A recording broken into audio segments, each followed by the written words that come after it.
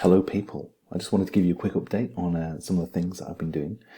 So here we've got a game page, and probably one of the biggest updates I've just released is the ability to support a press kit.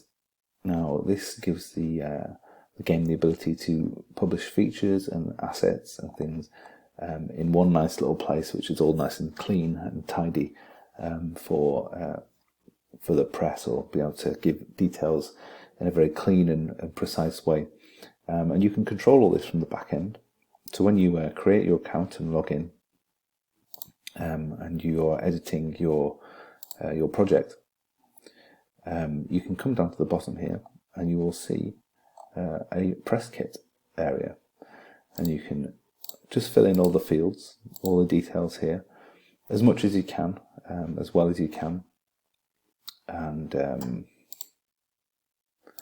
basically what will happen is it will display it all in the front end here as a lovely little tidy press kit that you can just give as a URL to people if needed.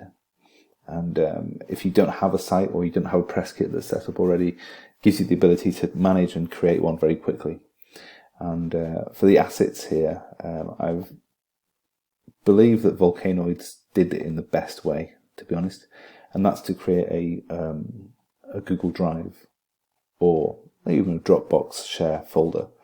The reason it's good is because you can set up a Drive folder for free and you can share it publicly, and that gives you access to this type of thing here, where basically you've got people are taken through to all the files that you can manage yourself.